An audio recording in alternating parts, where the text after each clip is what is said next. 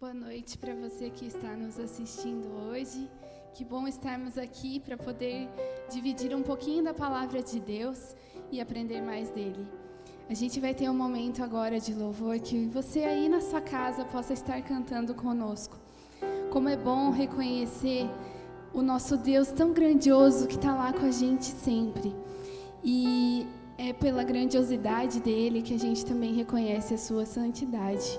E as músicas que a gente vai cantar agora é o nosso amor em relação a esse Deus tão grandioso que está conosco em todas as horas. É por isso que cantaremos então, reconhecendo o nome santo de Deus e como nós o amamos também.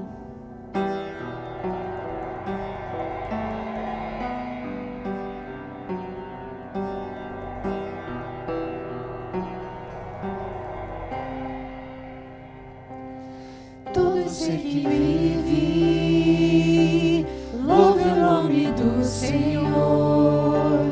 Toda criatura se derrame aos seus pés. Ao som da sua voz, o universo se desfaz. Não há outro nome comparado ao grande eu sou.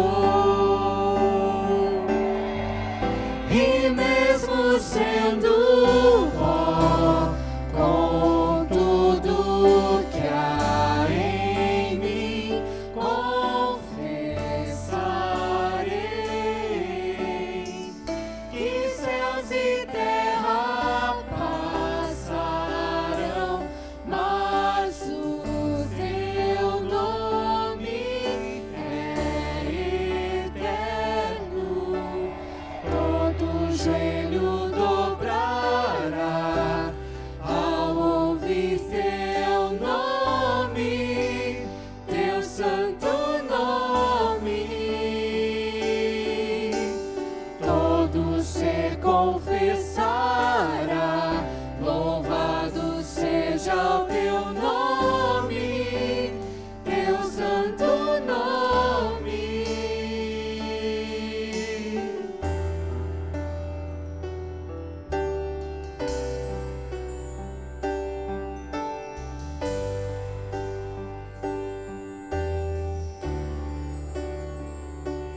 Todo ser que vive,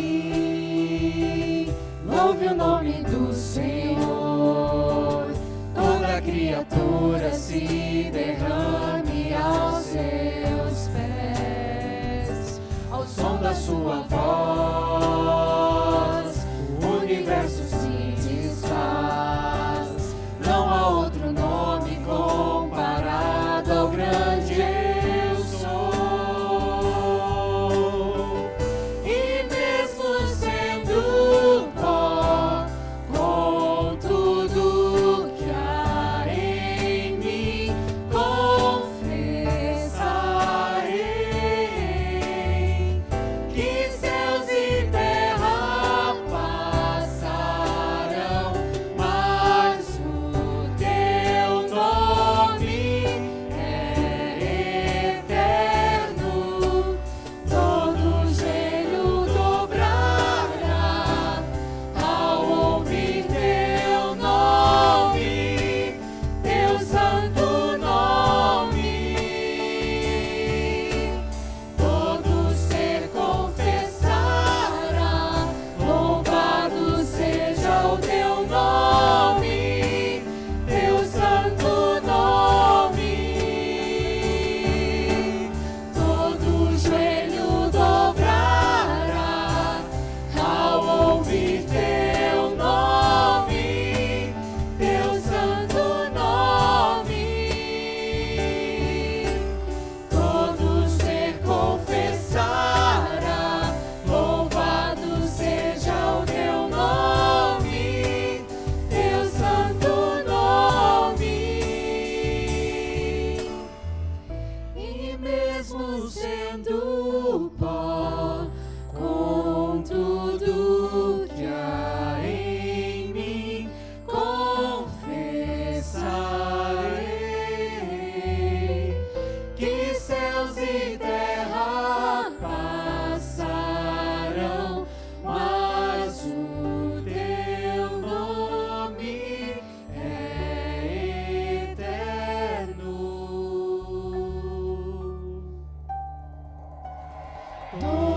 joelho dobrará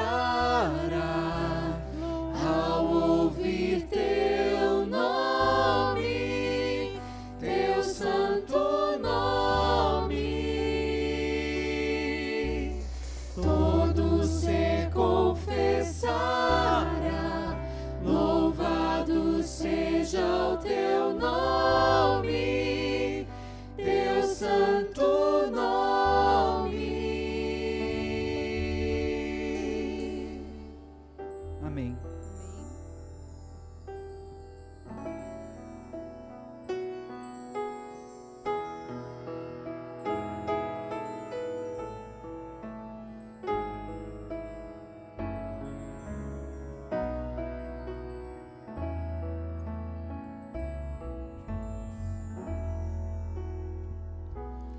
Eu te amo, ó Deus,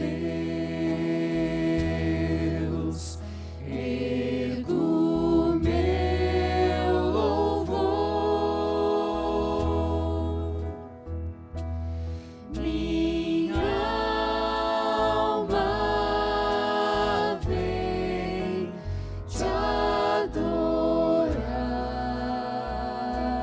Senhor.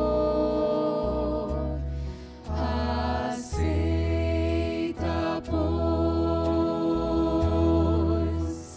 este meu louvor, como gratidão por teu grande amor.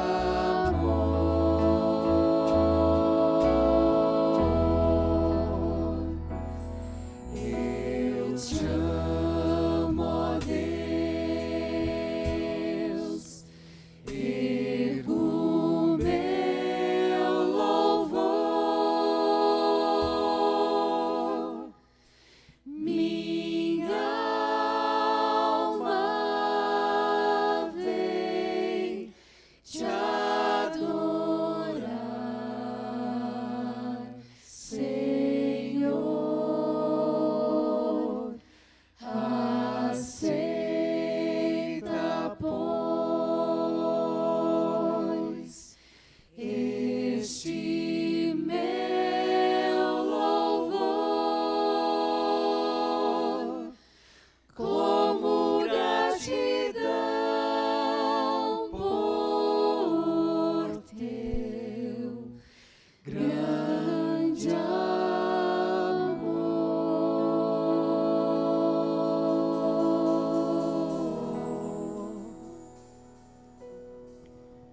Nesse espírito de louvor e gratidão, eu te convido a fazer uma oração.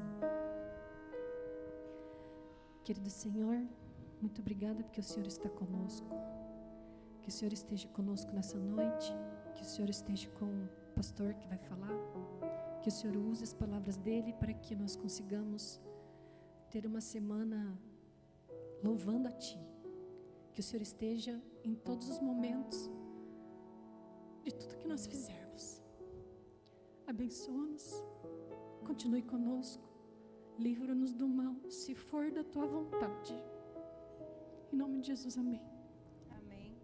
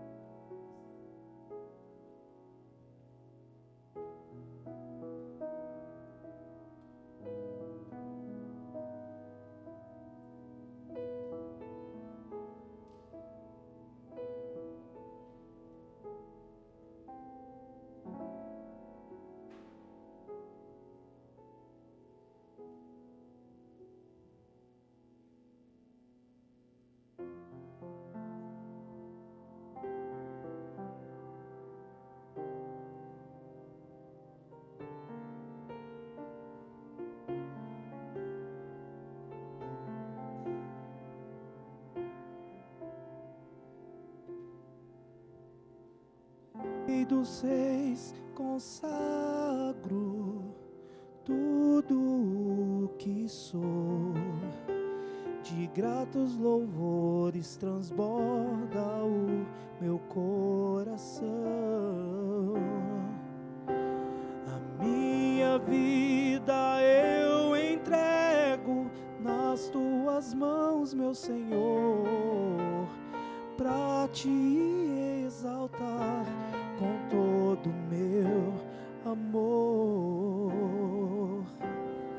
Eu te louvarei conforme a tua justiça e cantarei louvores, pois tu és altíssimo.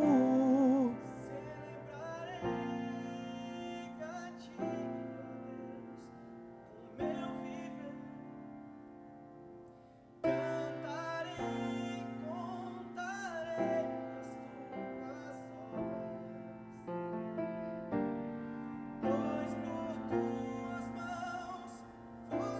criados terra, céu e mar e todo ser que nele está.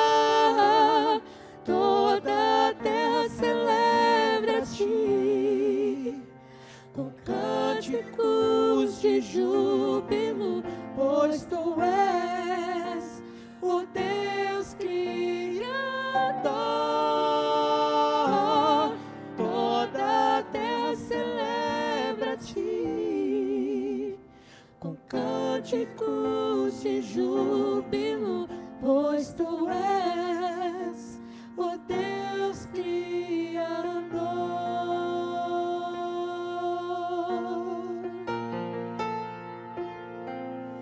Celebrarei a ti, ó Deus, o meu viver.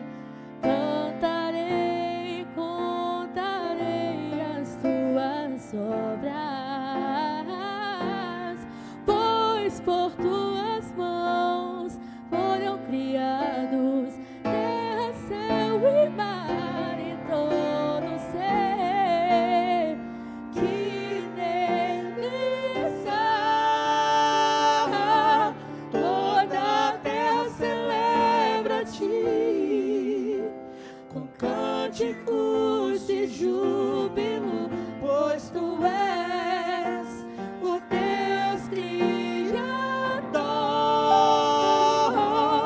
Toda a terra celebra a ti com cânticos de júbilo, pois tu és o Deus Criador. Pois tu és o Deus Criador. Pois tu és o Deus Criador.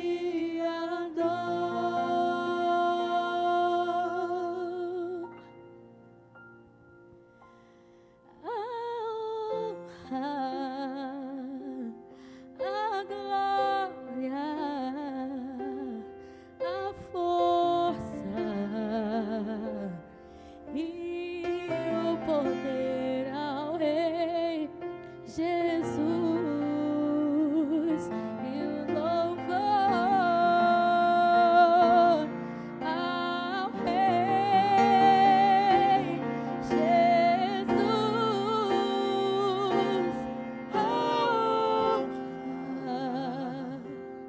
a glória, a força e o poder ao Rei Jesus, e o louvor ao Rei Jesus,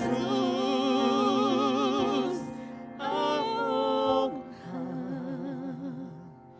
a glória, a força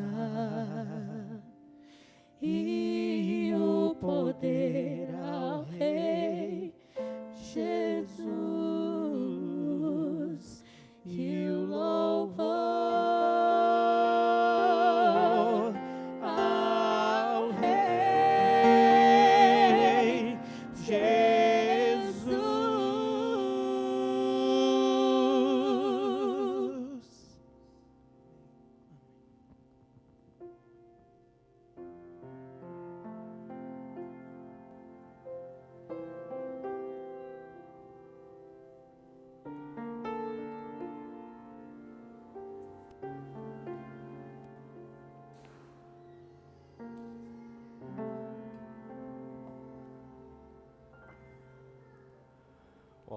Muito bom ter você aqui com a gente essa noite. Espero que você e sua casa estejam bem, que vocês estejam seguros. E como eu disse ontem no culto da manhã, nós vamos começar uma série especial. E essa série vai falar sobre a identidade do remanescente. Nós vamos ter uma visão de quem ele é, como ele se desenvolveu, como ele se formou e o que ele pode e deve fazer no tempo do fim. Então, nos próximos 3 domingos, este domingo e mais 2, nós vamos analisar um pouquinho sobre quem ele é, como ele foi formado e algumas coisinhas que são pertinentes ao nosso tempo. Afinal de contas, por muitos dias nós estamos discutindo aqui nas nossas igrejas, nos nossos sermões, sobre propósito, sobre missão, sobre por que nós somos chamados, forjados e formados por Deus, certo? Então, nada mais pertinente do que neste momento, nós como povo de Deus, independente de placa, independente de denominação, buscar orientação nele para saber o que ele espera de nós neste tempo. Só lembrando para você que amanhã, às 6h30 da manhã, nós começaremos também a nossa jornada do grande conflito, tá? Então nós vamos estudar todo o livro juntos, para você ter aí bons momentos com Deus no começo já do seu dia, tá? Então nós estamos iniciando uma jornada aí por busca de reavivamento, reforma, para que o Espírito Santo consiga nos usar de uma forma melhor. Então você é nosso convidado. Lembre-se que as nossas reuniões acontecerão via Zoom, então fique atento nos grupos da igreja, porque você vai receber o link da sala lá, tá bem? Abra sua Bíblia em Apocalipse, capítulo 12, verso 17, esse é o nosso tema. Nós vamos discutir algumas coisinhas deste texto. É um texto bem conhecido de muitos de nós, mas vale a pena ler. Então, e na Bíblia diz o seguinte, olha, irou-se o dragão contra a mulher, Apocalipse 12, 7, e foi pelejar contra os restantes da sua descendência, os que guardam os mandamentos de Deus e têm o testemunho de Jesus, e se pôs em pé sobre a areia do mar. Como eu falei, esse texto é um texto bem conhecido, mas ele tem uma palavrinha que nos chama a atenção neste momento, que é a palavrinha restante. É contra um grupo específico que o dragão está irado. Nós vamos descobrir, dentre outras coisas, nos momentos que nós passarmos juntos aqui aos domingos, o porquê ele está irado, certo? Nós hoje só vamos discutir a ira dele contra este grupo. E quando a gente fala sobre restante, sobre resto, a gente sempre tem uma noção de um pequeno grupo, um pequeno povo, e nós vamos dar uma olhadinha justamente nisso. A palavra usada ali é a palavra lipos, tá? Que significa restante, resto, mas também tem outros significados. Tá? Ela está associada a uma quantidade indefinida. E um dos maiores significados da palavra é o seguinte, é aquilo que ainda permanece. Então, o restante aqui não está diretamente associada a uma quantidade de pessoas, e sim a qualidade delas, entendeu? Porque dentre todas as coisas que aconteceram na história do cristianismo, na história do mundo, existe um grupo que ainda permanece. Esse é o significado, esse é o sentido da palavra. Se você quer saber o que está acontecendo, você não pode perder os nossos próximos estudos. Se você quiser ter uma breve noção do que estava acontecendo e do porquê ele vai falar deste restante, você tem que ler o capítulo 12. Então, leia todo o capítulo 12. Na leitura do capítulo 12, você vai descobrir ali a guerra entre a serpente e Miguel. E os ataques que esse dragão mencionado ali vai fazer, não só a mulher que aparece ali, mas a sua descendência, o seu restante. Então, no momento em que a mulher vai para o deserto, que ela é sustentada ali no deserto por 1260 dias, alguma coisa acontece, tá? Alguma coisa acontece ali, mas existe um grupo que, apesar das perseguições, apesar das dificuldades que aconteceram ali no deserto, ainda permanece. Entendeu a ideia? Agora, a pergunta que fica para a gente é: quem é o remanescente, afinal das contas? Quem é? Então, olha só, existem algumas coisas aqui que nos ajudam a construir a identidade desse remanescente, certo? Todas as informações estão no livro do Apocalipse. Vamos ver outras coisas em outros livros da Bíblia, mas especialmente o nosso tema vai ser afunilado aqui no livro do Apocalipse. Então, a primeira coisa sobre a identidade desse remanescente, desse grupo, é que eles têm um papel muito importante no fim da história da Terra. Segundo, é que eles terão como carro-chefe da sua proclamação as profecias de Daniel. Aliás, só uma pequena curiosidade aqui para você que vai começar a jornada do grande conflito conosco. Não sei se você sabe, mas o grande conflito não foi escrito em cima do livro do Apocalipse. O grande conflito foi escrito baseado no livro de Daniel, certo? Então, muitas pessoas têm uma certa dificuldade em entender o livro Grande Conflito porque estão associando muito ele com o Apocalipse, sendo que grande parte dele foi inspirada e baseada no livro de Daniel. Então, essa é uma das curiosidades que nós vamos discutir a partir de amanhã, portanto, não perca. Terceiro, ele carregaria consigo o dom, o espírito da profecia. E o espírito da profecia, como diz Apocalipse 19, verso 10, não é somente a manifestação do dom profético, mas é um DNA profético também, uma missão profética. É o espírito da profecia como um todo. Lembra que a questão da revelação do dom profético é só uma faceta do espírito da profecia ou espírito de profecia. Tá? Quando nós falamos nesse Espírito Santo que concede a profecia, ele não concede a profecia somente na revelação, mas também na exaltação e na explicação da mensagem profética. Certo? Então essas coisas também estão englobadas nessa característica. Outro ponto é que ele vai despertar a atenção do mundo. Ele vai chamar a atenção no tempo do fim por algumas razões. E aqui eu faço novamente um parênteses. A Bíblia deixa muito especificado como este remanescente vai chamar a atenção. Então tem muitas pessoas que têm discutido algumas ações, algumas decisões que têm sido tomadas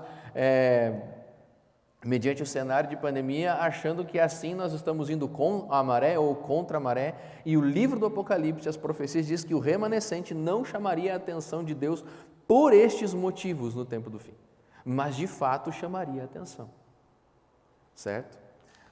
Mais uma coisa, ele tem uma mensagem relevante para o mundo. Então, a mensagem, a missão que este remanescente carrega não é restrito a um lugar, a um grupo de pessoas, a uma etnia, a uma economia, a uma sociedade. A mensagem que ele carrega consigo, tá? A missão que ele traz consigo é pertinente para o mundo e ela é relevante porque, acima de tudo, ela é necessária para o contexto que o mundo estará vivendo ou estará passando no momento em que o remanescente for despertado, que ele for chamado ou que ele for reunido. Tá? Essas três coisas acontecem quando nós falamos de remanescente. E este remanescente também tem uma mensagem, já que nós falamos que a mensagem dele é relevante, nós descobrimos dentro do livro do Apocalipse quais são os aspectos dessa mensagem também. Então, como eu disse no culto de ontem, nós não escolhemos aquilo que vamos pregar. Deus designou seu povo aquilo que deveria ser falado no momento que deveria ser falado.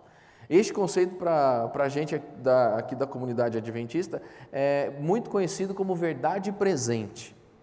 Tá? Então, se você está nos assistindo aí e não tem muito relacionamento com a nossa literatura, essas coisas assim, mas conhece alguém que faça parte da nossa igreja, pode perguntar para ele e ele vai responder para você aí o que é, tá, com mais detalhes, essa verdade presente.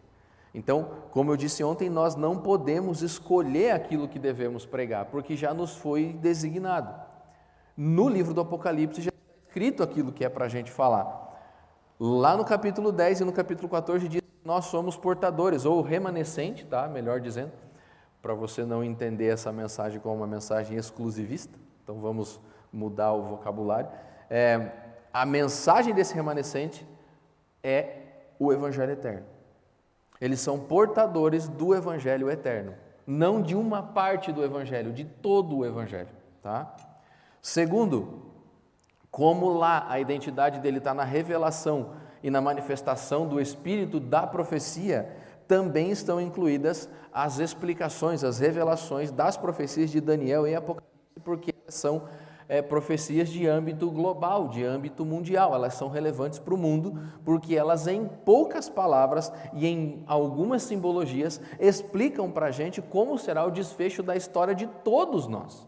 Por isso essas profecias são importantes, entendeu? E por isso esse remanescente que tem uma missão relevante para o mundo também vai, obviamente, despertar o interesse das pessoas para aquelas mensagens bíblicas que são referentes ao destino do mundo, certo? Um outro aspecto também é a revelação das mensagens do santuário, porque, afinal de contas, nós sabemos que o santuário carrega consigo todo o sistema e o protótipo do plano da salvação. Então, Deus pegou todo o plano da salvação que se desenvolveria na história, desde a rebelião de Lúcifer, desde a queda do homem até a volta de Jesus e a criação do novo céu e da nova terra e da destruição e da extinção completa do pecado, e colocou em miniatura ali, nos rituais do santuário, nas festas do santuário, em todo o sistema do santuário. Então, obviamente, essa mensagem também é importante, isso é um aspecto que não pode ser negligenciado. Como nós comentamos também ontem, Deus chama os profetas, geralmente para fazer uma convocação do povo para um reexame da sua vida, para uma conversão genuína, e isso obviamente vai incluir os mandamentos de Deus, a obediência, a fidelidade à palavra e à lei de Deus. Isso também trará consigo um alerta sobre os últimos enganos, sobre as últimas tentativas de Satanás de desvirtuar o mundo, de levar mais pessoas não para perto dele, mas para longe de Cristo. Lembra que o principal objetivo de Satanás não é trazer as pessoas para perto dele, e sim afastar as pessoas de Cristo. Certo? Então, ele obviamente vai trabalhar com alguns enganos, com algumas estratégias, e a missão deste povo remanescente é alertar o mundo quanto a isso. Outro aspecto também é um relacionamento sincero e genuíno com Cristo. Lembre-se que ele é o objeto da revelação do livro do Apocalipse.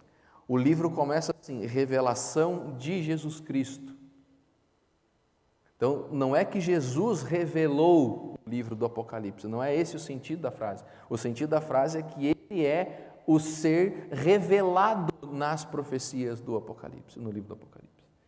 O Apocalipse tem como função revelar a Jesus Cristo e, portanto, o remanescente também tem essa função de chamar as pessoas a um relacionamento fiel e genuíno com o ser da divindade que é especialmente revelado no Apocalipse. E assim como João Batista, esse remanescente é chamado a alertar o povo para o momento do juízo, para a hora do ajuste de contas, do acerto de contas. E nós também vimos ontem que esse ajuste de contas não é com um grupo específico de pessoas, não é só com aqueles que acreditam, mas começa especialmente por aqueles que acreditam.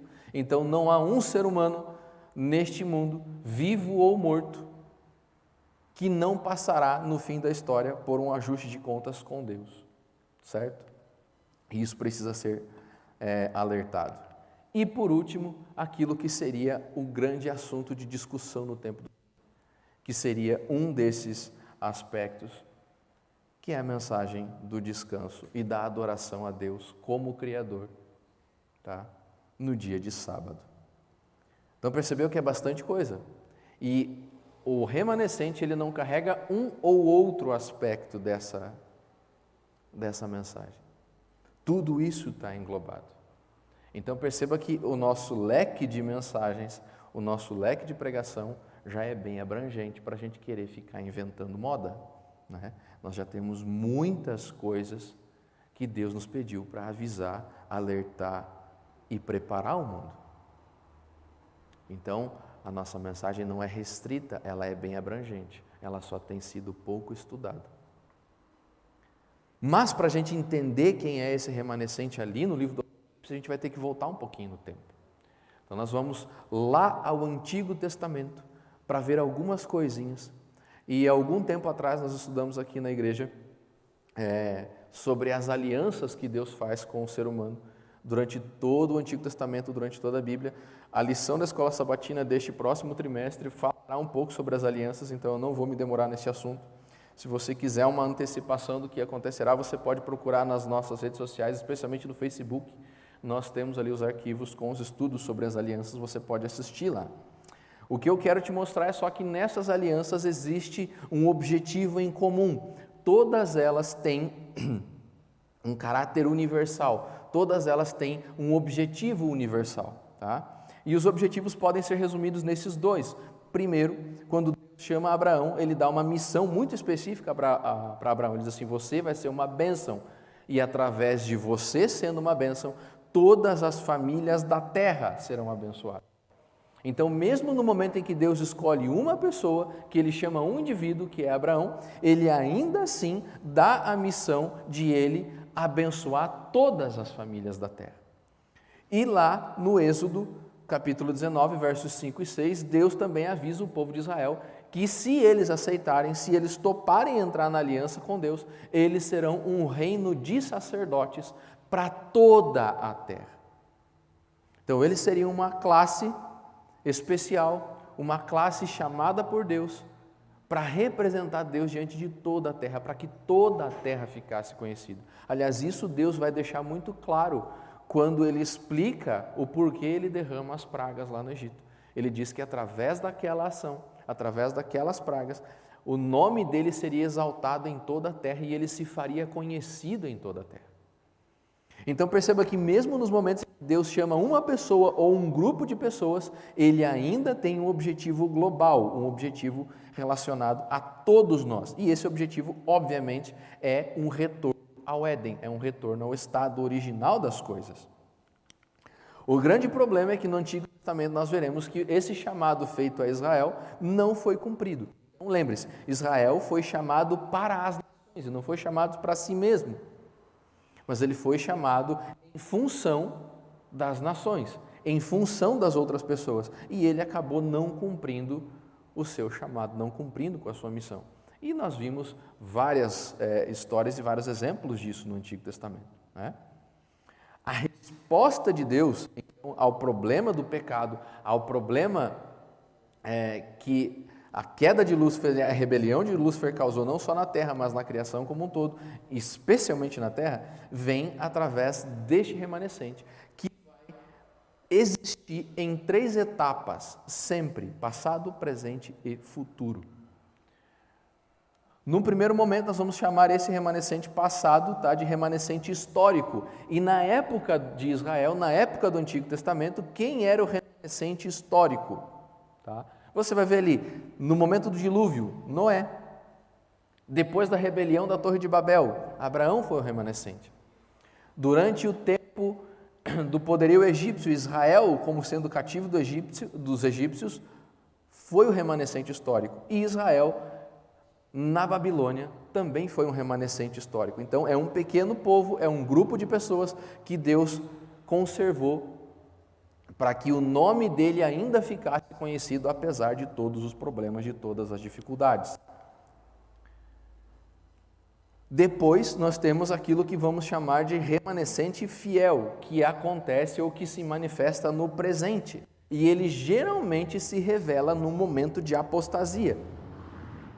É no momento onde o povo de Deus, o remanescente histórico, começa a ter problemas, porque lembre-se que esse remanescente histórico também vai sofrer ataques, especialmente ele, e se os ataques começam a dar certo, dentro desse remanescente aparece um remanescente fiel, que apesar de todas as dificuldades, se mantém firme nas palavras e nas orientações de Deus. E aqui eu usei como exemplo o discurso de Elias, tá? Então, Elias, ele vai dizer para a gente o seguinte, em 1 Reis, capítulo 19, versos 14 e 18.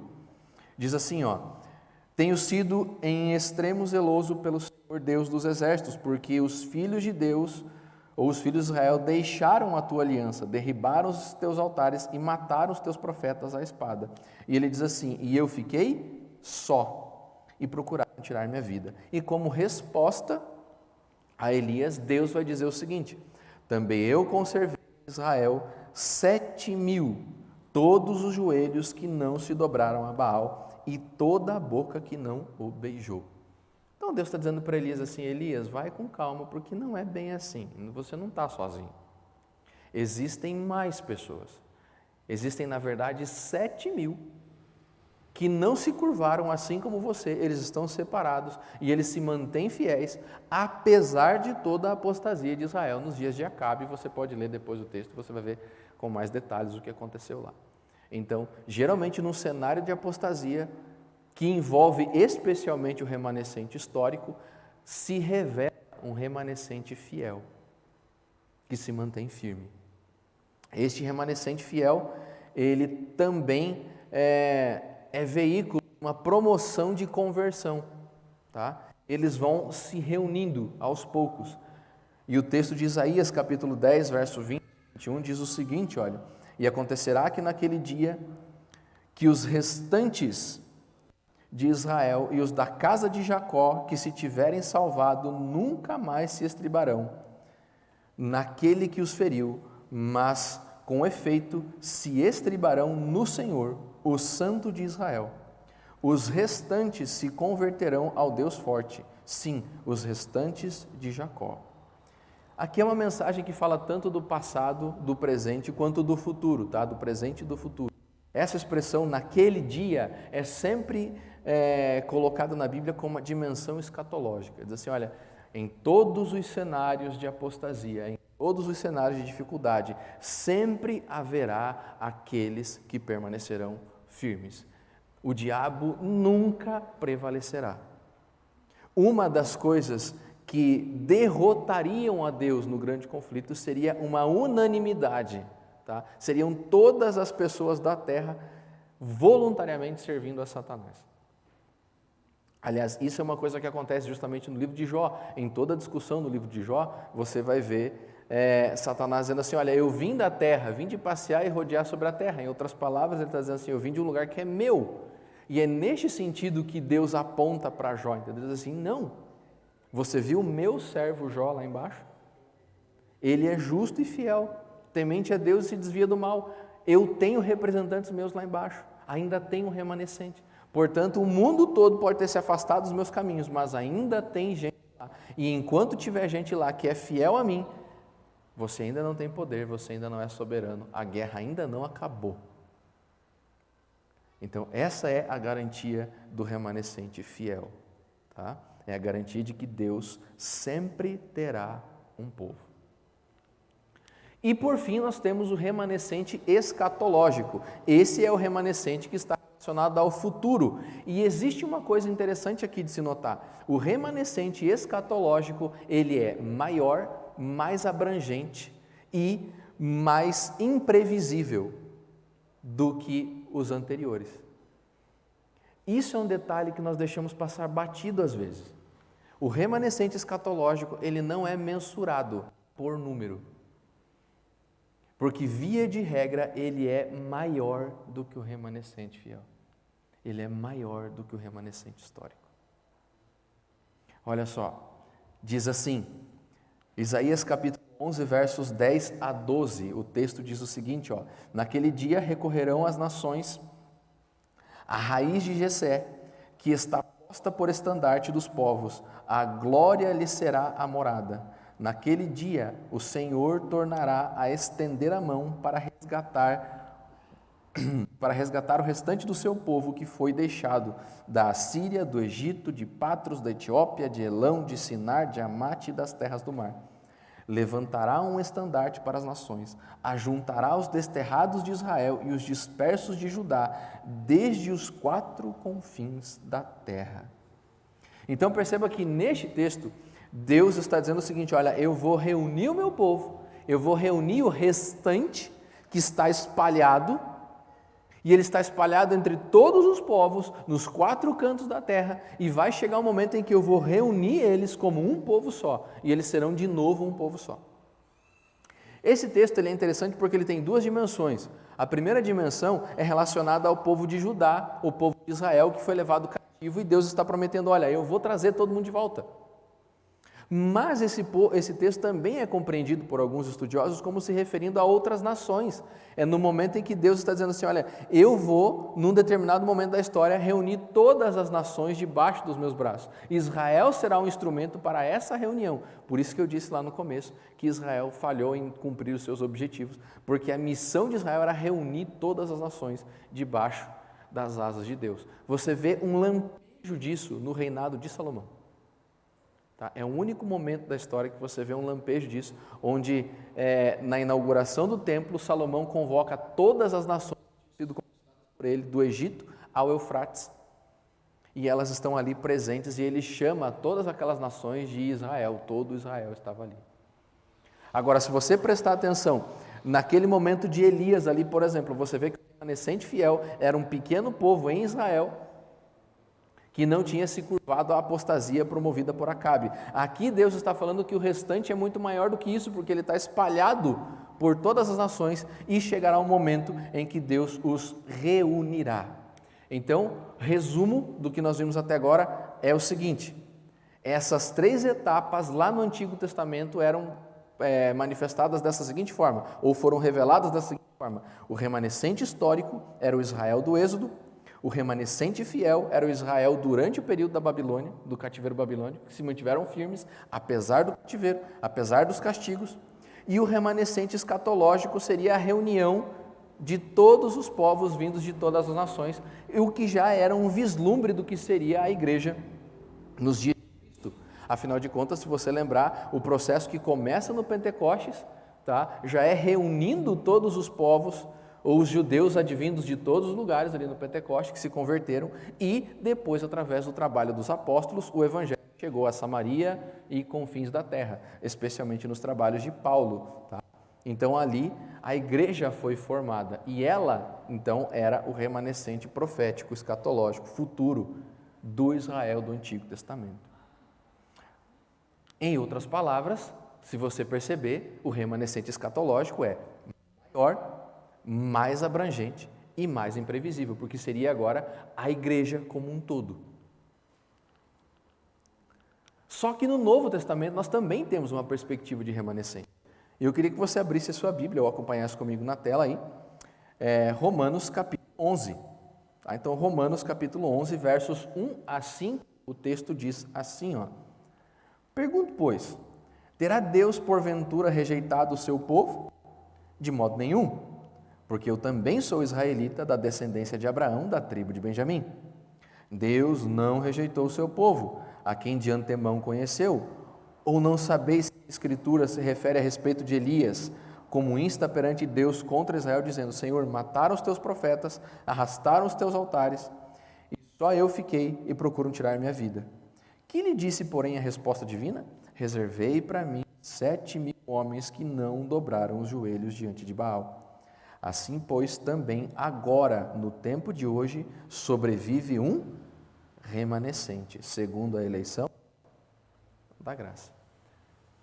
Esse texto de Romanos 11 é um texto bem complexo, é um texto que é fruto de muitos debates, de muitas discussões, eu não vou me demorar nele. Eu só estou querendo que você perceba que Paulo diz assim: olha, Deus não abandonou todo aquele povo não foi rejeitado, porque eu mesmo sou judeu, os conversos no Pentecostes foram judeus, os trabalhos de Paulo foram com os judeus, especialmente nas sinagogas, quando ele ia num lugar novo, o primeiro lugar que ele visitava era uma sinagoga, ele diz assim: porque existe um remanescente, e esse remanescente seria a ponte de Deus com a humanidade para formar justamente aquela grande igreja, que vai chegar num ápice de cumprimento, quando você vê o discurso de Paulo em Colossenses, capítulo 1, verso 6, onde ele diz que o evangelho foi pregado a toda criatura na terra naqueles dias. Então, a igreja começa a se formar, e você vai ver muito depois que a igreja será muito maior do que Israel, ou seja, ela é maior, mais abrangente e mais imprevisível. Mas Paulo ainda continua em Romanos 11, o seguinte: pergunto, pois, versos 11 a 15, tá? Então, nós lemos versos 1 a 5, agora versos 11 a 15. Ele diz assim: pergunto, pois, porventura tropeçaram para que caíssem? De modo nenhum, mas pela sua transgressão veio a salvação aos gentios, para pô-los em ciúmes. Ora, se a transgressão deles redundou em riqueza para o mundo, e o seu abatimento em riqueza para os gentios, quanto mais a sua plenitude. Dirijam-me a vós outros que sois gentios, visto, pois, que eu sou apóstolo dos gentios, glorifico o meu ministério, para que, de algum modo, posso incitar à emulação os do meu povo e salvar alguns deles. Porque se o fato de terem sido eles rejeitados trouxe reconciliação ao mundo, o que será o seu restabelecimento se não vida entre os mortos? Então, o que Paulo está querendo dizer é que, dentre outras coisas, Deus não está separando os povos, muito pelo contrário, que através da rejeição dos judeus com relação à missão que Deus deu, isso abriu oportunidade para que os gentios tomassem parte desse evangelho, entrassem definitivamente para esse povo, e a partir de agora, então, eles teriam a missão de buscar aqueles que um dia transgrediram. Entendeu qual é a mecânica? Então Deus não abandona um povo para buscar outro. Deus sempre suscita alguém para buscar aqueles que estão se rebelando. Você vê isso em toda a mecânica do remanescente, desde Gênesis até Apocalipse. Você vê que Noé foi separado por Deus não para ser salvo, mas especialmente para salvar outros. A missão que Deus deu a Noé não foi somente de construir a arca, entrar lá e deixar o mundo que se perca. Muito pelo contrário, Deus deu a Noé a missão de pregar para aquele povo, para que alguns deles se arrependessem e viessem. A questão se o povo aceitou ou não é uma outra história. Quando o povo se rebela na Torre de Babel, é a mesma coisa. Deus chama Abraão agora, não para que Abraão se separe deles e para que ele crie uma nova comunidade, mas Deus chama Abraão para colocar Abraão em contato com os rebeldes de Babel e trazê-los de volta. Israel, depois disso, se fecha numa comunidade, se fecha como um povo e esquece basicamente da missão que Deus deu de abençoar as outras nações. E é por isso que o cativeiro vem. Então, quando Deus pede para que eles vão até os povos e abençoem os povos, eles decidem ficar, Deus espalha o povo no cativeiro, e aí você vê Israel cumprindo a sua missão. Daniel em Babilônia, você vê Esther na Pérsia, você vê a menina cativa lá curando Naamã. Sempre que você vê o povo de Israel espalhado entre as nações, você vê eles abençoando pessoas sendo transformadas através do testemunho e do ministério deles. Então Deus não separa para manter distante, Deus separa para resgatar, para salvar. E é o que Paulo está explicando para a igreja neste momento. Ele diz assim, olha, Deus separou vocês e de vocês veio agora, ou com vocês a tocha do evangelho, com vocês está a missão, não para que vocês se afastem dos judeus, porque existe um remanescente, mas para que vocês agora vão buscar aqueles que um dia trabalharam para que a mensagem do evangelho chegasse até vocês. O que você vai perceber é que na junção então desses dois povos, o remanescente se torna maior do que nós imaginamos. Resumão então do que seria o remanescente no Novo Testamento. Lembra que existe o remanescente histórico, fiel e escatológico. O remanescente histórico dos dias de Paulo era Israel do Antigo Testamento. Eles eram remanescente histórico. De dentro deles, ou apesar de tudo aquilo que aconteceu com eles, veio um remanescente fiel, que eram os seguidores de Jesus. Que apesar de todas as dificuldades, apesar das perseguições, apesar das hostilidades, se mantiveram firmes seguindo Jesus. E, obviamente, deles agora viria um remanescente escatológico, que seria a igreja no tempo do fim. A igreja no tempo do fim seria o remanescente profético, o remanescente escatológico da igreja de Deus, dos seguidores de Jesus. Em outras palavras, você vai ver que é maior, mais abrangente e imprevisível. Volta para Apocalipse capítulo 12, verso 17. E agora eu espero que o texto comece a fazer sentido para você. Porque o remanescente no Apocalipse vai ser chamado para discussão aqui. Ele vai aparecer na discussão a partir de agora.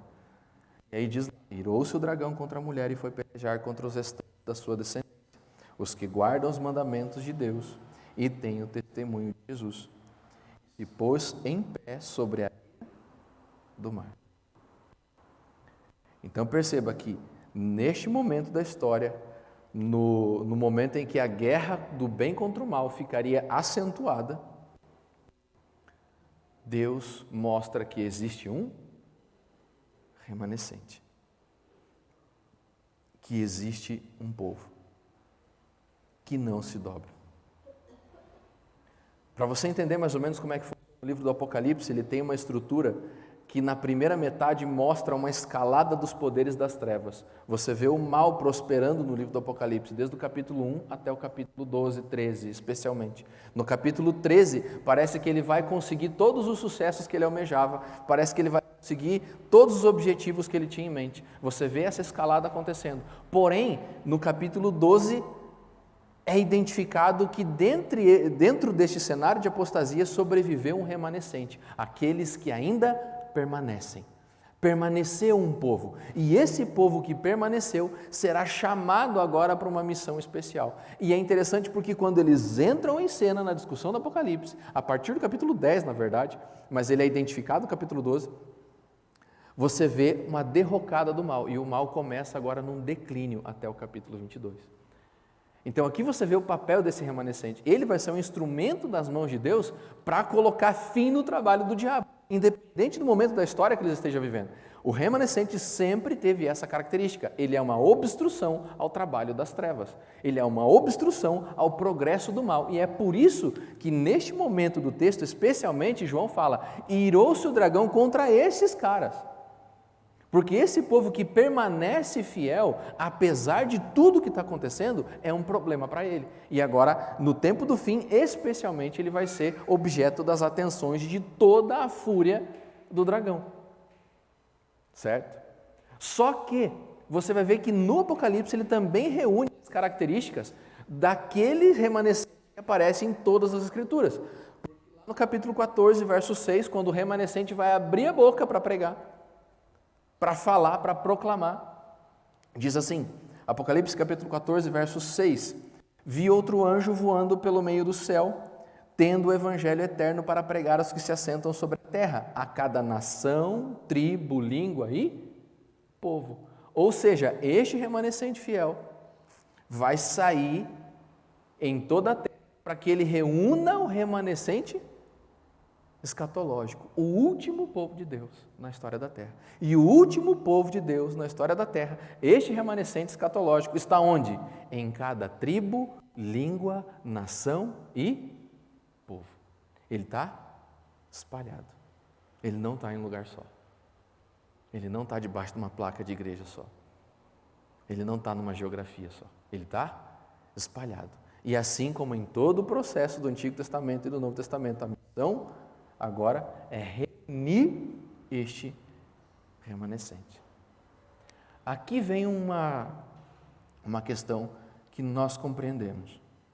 Então, nós entendemos o seguinte, que dentro da história do tempo do fim, está dentro do último período da Igreja de Deus na Terra, o remanescente histórico se torna a Reforma Protestante, aqueles que se mantiveram fiéis, apesar de todos os ataques do inimigo lá no deserto. Lembra Apocalipse capítulo 12? Só que eles também tiveram alguns problemas durante esse momento.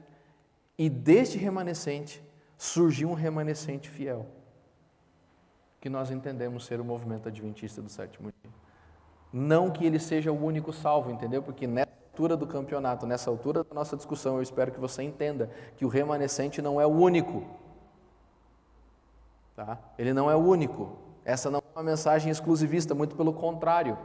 Mas neste momento da história, nós entendemos que nós somos chamados, suscitados por Deus, permanecendo fiel, e por isso a ideia, Apocalipse capítulo 14, verso 12, os que guardam os mandamentos de Deus, os que permanecem, aqui está a perseverança dos santos, aqui está a paciência, aqueles que permanecem fiéis, apesar de todas as coisas, guardando os mandamentos de Deus e conservando a fé em Jesus, porque neste último momento da história, é necessário que todo o remanescente seja reunido. Então, de um povo, Deus agora vai fazer a reunião daqueles que estão em todos os povos. Então, você entendeu que Deus não nos chamou para fechar? Deus não nos chamou para segregar? Deus não nos chamou para afastar? Deus nos chamou justamente para o contrário, Ele nos chamou para reunir. Ele nos chamou para nos tornar maiores do que nós imaginamos ser. Não debaixo de uma placa, mas debaixo de um reino. Debaixo da liderança de um único pastor, que não é um pastor adventista, e sim Jesus Cristo, pastor dos pastores. Em outras palavras, para fechar o quadro, você vai perceber que lá no tempo do fim, também o remanescente é maior, mais abrangente e mais imprevisível do que eu e você imaginamos até agora. O remanescente não é uma igreja, o remanescente é um povo. É um povo. Existe um fragmento desse remanescente que tem a missão de reunir todo o remanescente. Assim como Abraão teve a missão de voltar para aqueles que se rebelaram em Babel, para trazê-los de volta. Assim como Noé teve a missão de ir até aqueles que zombavam dele e avisar que o dilúvio estaria chegando. Assim como Jeremias teve a missão de ir pregar para o povo de Babilônia, para que eles tivessem paciência e aguentassem tudo aquilo que aconteceu. E assim como muitos permaneceram fiéis durante o cativeiro de Babilônia e tiveram a oportunidade de voltar para casa, para Jerusalém, reedificar a cidade, assim também nós somos chamados, não porque somos melhores, ou porque somos mais especiais, ou porque somos os únicos, mas porque somos um instrumento de Deus para reunir o povo dele, que é muito maior do que eu e você imaginamos, e para isso eu digo amém, glória a Deus e aleluia, porque a Bíblia já me diz que o que tem para ser recebido por Deus e o que tem para ser reunido por Deus é muito maior do que eu e você imaginamos que seja. E isso é motivo de alegria. Porque afinal de contas, Deus não tem um pequeno povo. Deus tem uma nação inteira que está esperando ser reunida. E ao remanescente fiel, cabe a missão de reunir o remanescente escatológico. Concluindo, nós podemos ver que existe sempre um remanescente. Então, o remanescente não é algo que foi reservado para o tempo do fim. Ele sempre existiu em toda a história da Bíblia, em toda a trajetória do plano da salvação. Segundo ponto, não existe garantias para o remanescente histórico, porque até mesmo neste remanescente histórico pode haver apostasia. É daí que vem o remanescente fiel, né?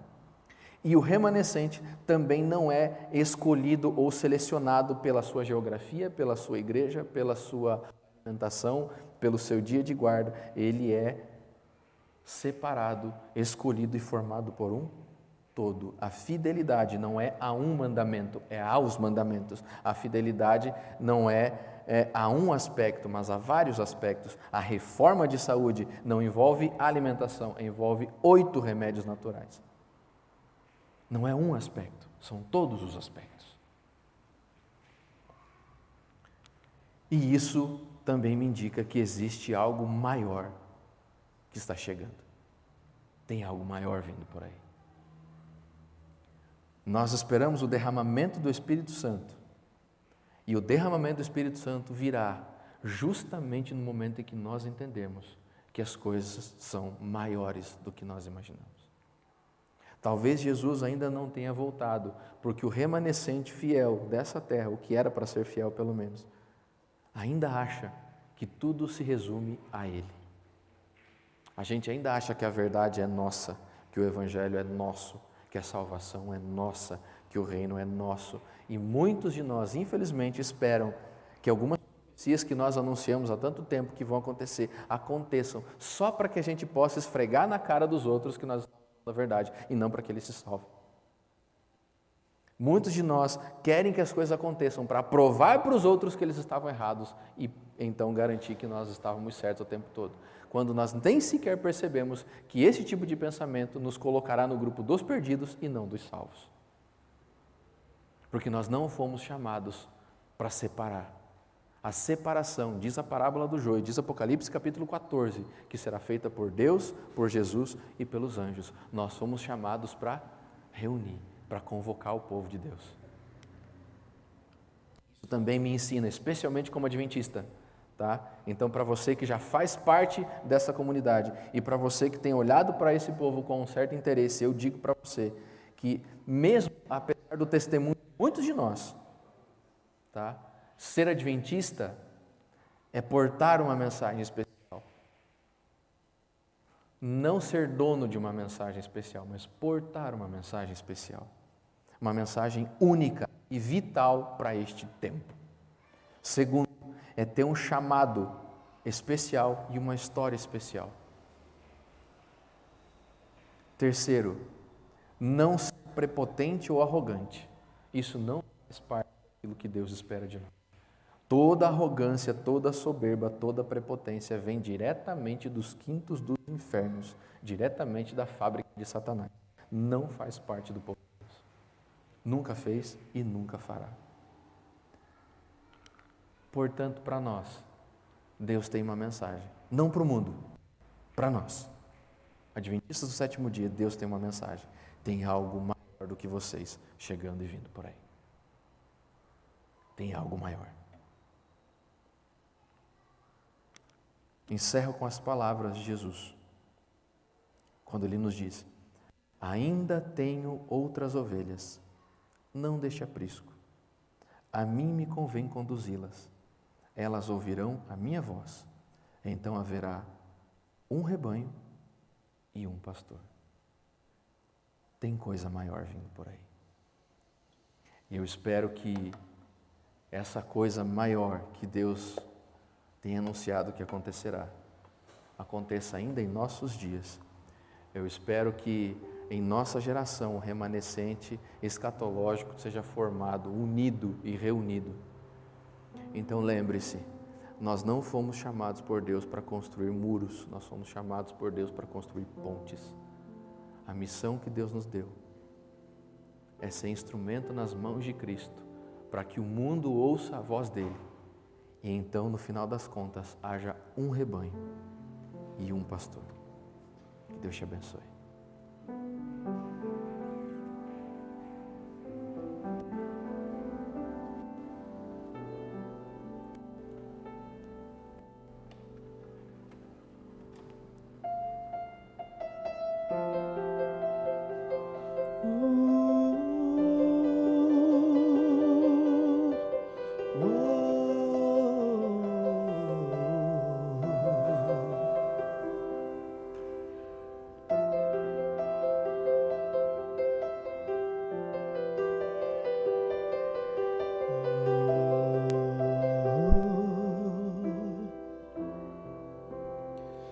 Descobri que sabia andar e decidi caminhar.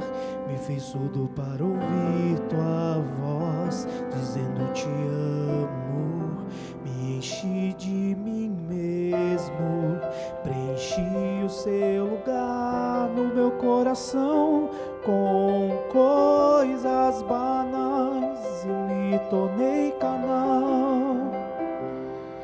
Enquanto tudo se esvai, como tudo que é fraco cai, me encontrei no chão e me lembrei da tua voz, dizendo te amo.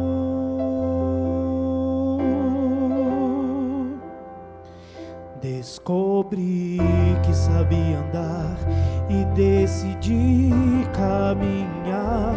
Me fiz surdo para ouvir tua voz, dizendo te amo. Me enchi de mim mesmo, preenchi o seu lugar no meu coração com coisas banais e me tornei canal. Enquanto tudo se esvai, quando tudo que é fraco cai, me encontrei no chão e me lembrei da tua voz, dizendo te amo. Olha para mim, preciso de ti. Eu quero sentar em tua mesa e te chamar de pai. Olha para mim, caminhei e me perdi. Olha para mim,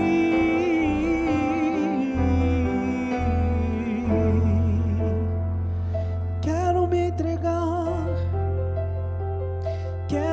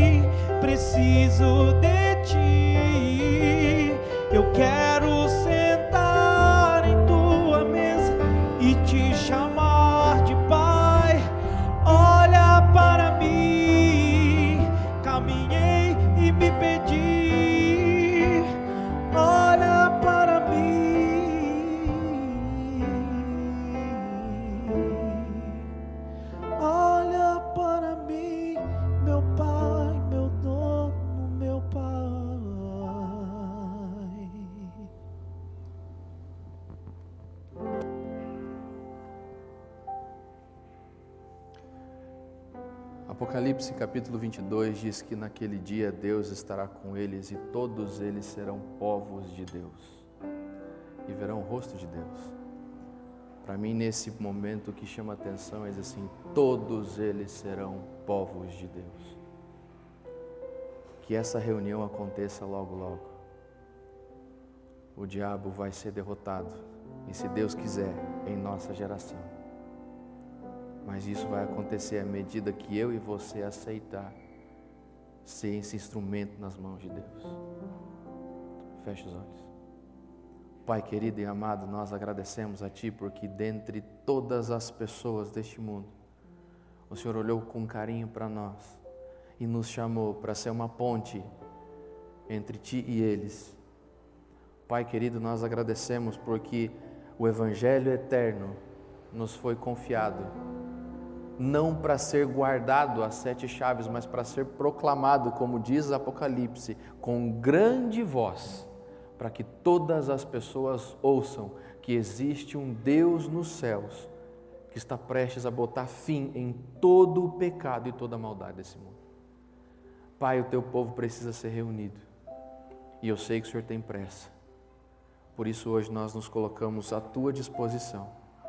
Derrama Teu Espírito, Pai, para que as pessoas Te aceitem, Te conheçam e reconheçam. E ajuda nós, Pai, que já estamos aqui, a olhar para nós mesmos com mais humildade, olhar para Ti com mais gratidão e olhar para o nosso semelhante com mais amor. É o que nós pedimos em nome de Jesus. Amém. Nos vemos domingo que vem com a continuação da nossa série. E para você que vai fazer parte da jornada do grande conflito, amanhã às 6:30 da manhã. Um abraço.